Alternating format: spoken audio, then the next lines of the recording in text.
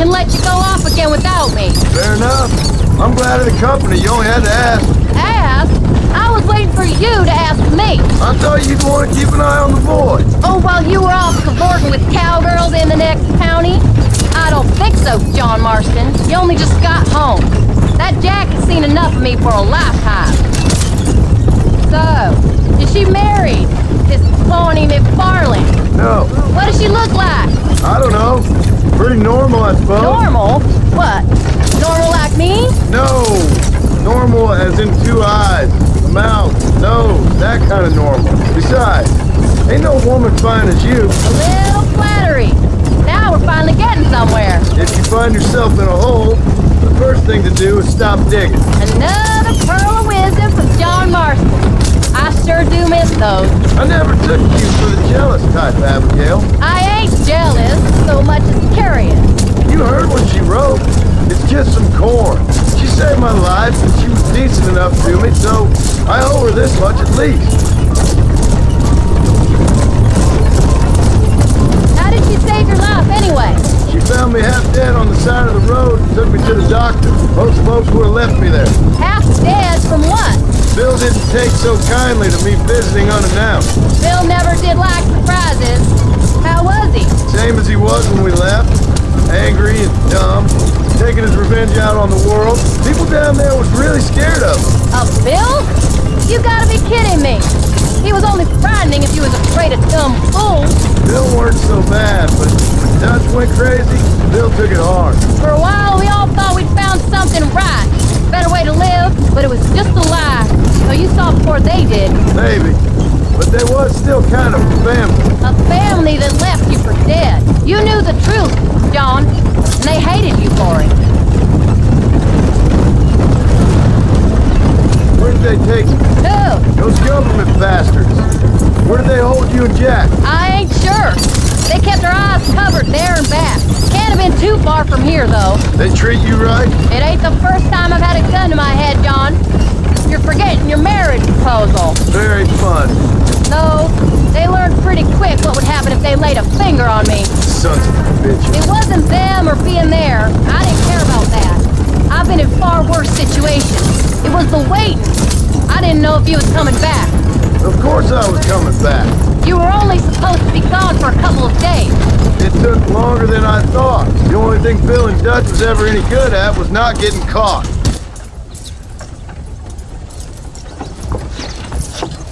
You came. Thank you so much. We lost the entire harvest. Miss McFarlane, I'd like you to meet my wife, Abigail. Oh, ain't you quite the gentleman all of a sudden? It's a pleasure to meet you, Mrs. Marston. Likewise. Thank you for saving my husband's life, and for teaching the miserable goat some manners, among other things. I didn't teach him anything. I know better than to try to change a man. You should meet my father. Oh, people can change, Miss McFarlane. John and I have to believe that more than anybody. This is a decent first harvest for you, John. You should be proud.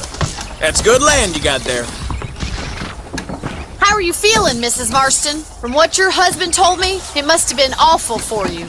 I've been through worse, and I knew he'd be back before too long. He can't cook a meal to save his life. Abigail, in my darkest hours when I was most homesick, just the thought of one of your rat meat stews kept me pushing forward. Well, about as amusing as a weeping saddle sore, ain't he, Miss McFarlane? If you're gonna start yammering about women's work, John, I'd say you might be in the wrong company. I'd say so, too. I never felt so outnumbered.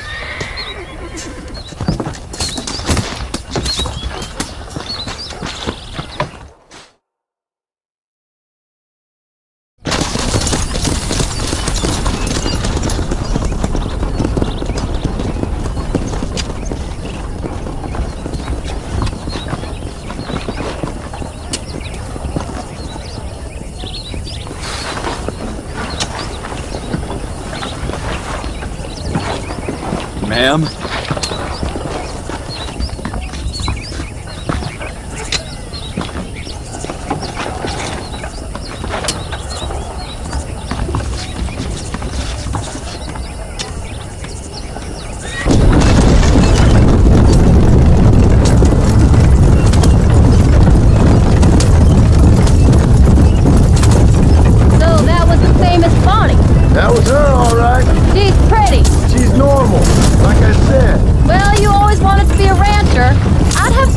be just your thing. The perfect rancher's wife, if I ever saw one. I already got a rancher's wife. I'm only teasing. I like her, and I'm glad she saved your life. Most of the time, anyway. The McFarlands are good people. She did blush better than a shepherd's sunset when she saw you, though. I have that effect on women. You clearly had one too many blows to the head. You ain't wrong about that, Mrs. Marston. That's quite a ranch they got there. That'll be us someday. As soon as we get back on our feet. I don't know, John. How many times can we start again? An outlaw and a working girl. We ain't exactly farmers. We are now. Forget that life. It's over. Do you really believe that? We have to. It's the only way we'll ever have a future. The life we led, that doesn't go away. It's never over. You think those government men are just gonna leave us alone now? The old gang's dead. I did what they asked. And that's it? A life of crime forgiven? We're back together, ain't we? Have you forgotten where we live? Till they decide you owe them something else. Sometimes I think I was the stupid one for believing I could get out. Maybe Dutch, Bill, and Javier were just being honest with themselves. You ain't perfect, John, and I sure ain't.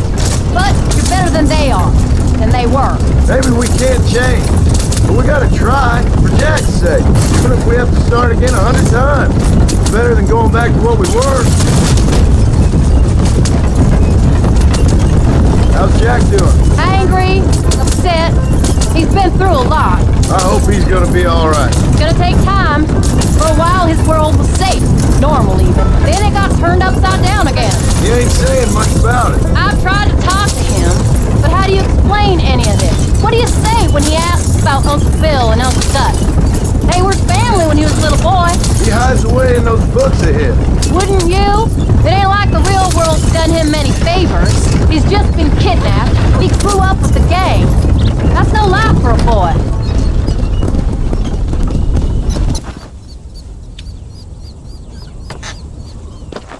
We did good today, John. I guess I better go fix us something to eat.